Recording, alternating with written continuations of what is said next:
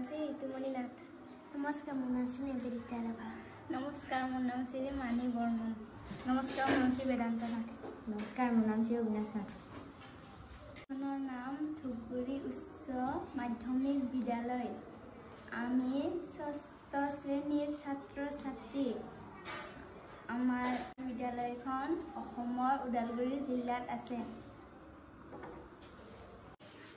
তোমালোকে কি প্ৰজেক্ট বনাইছা? আমি এটা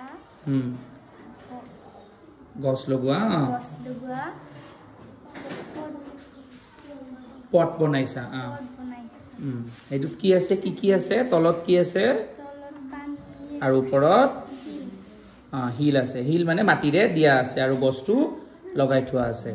এইটো কেনে কিয় বনাইছা? এইটোৱে কিয় বনাইছা তোমালোকে? আমি দেখিছো যে গছত পানী দিব পাহৰি যায়, তাৰ ফলত গছটো মৰি যায়। সেইকাৰণে এনেকুৱা এটা পট বনাইছো যে যাৰ তলত পানী আছে আৰু মাটিও আছে ওপৰত। ইয়াৰ ফলত কি হ'ব?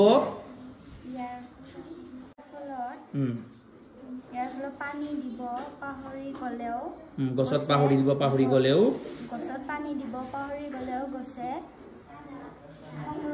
নিজে সংগ্ৰহণ পানীৰ এই তলৰ ৱাটাৰ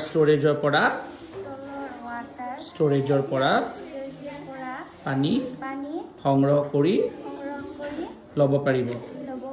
তোমালোকে এইটো কিহেৰে বনাইছা? এইটো কিহেৰে বনালা? বটল কাটি বনাইছো। ওপৰত কি আছে? মাটি আছে আৰু তলত পানী। এইটো কি গছ লগাইছা? কি ফুল গছ জানানে?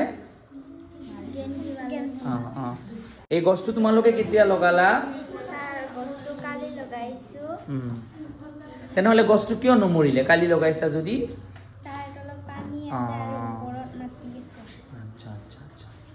এই সমস্যাটো তোমালোকে ক'ত দেখিছা? আমি এই সমস্যাটো ওচৰে পাজৰে দেখিছানে? কি কেনেকুৱা সমস্যা পায় মানুহে? মানে লগাই গছটো লগাই পানী দিব পাহৰি যায়, তাৰ ফলত গছটো মৰি যায়। সেইকাৰণে তোমালোকে এনেকুৱা এখন বনাইছা পট, যাৰ কি হ'ব? তলত পানী থাকিব, ওপৰত মাটি আৰু গছটো থাকিব। আচ্ছা, এইখিনি লিখা মেলাখিনি তোমালোকে কৰিছানে? তোমালোকৰ কেইজনৰ টিম আছিলে? 5জনৰ। তোমালোকে কোন ক্লাছত পঢ়া? তোমালোকৰ গাইড টিচাৰ কোন? তোমালোকে গাইড টিচাৰৰ সহায় লৈছানে প্ৰজেক্ট বনাওতে? তোমালোকৰ টিমখনৰ নাম কি? আচ্ছা, তোমালোকে এইটো প্ৰজেক্ট কিয় বনাইছে জানানে? ভাৰত বিল্ডেথন 2025ৰ কাৰণে।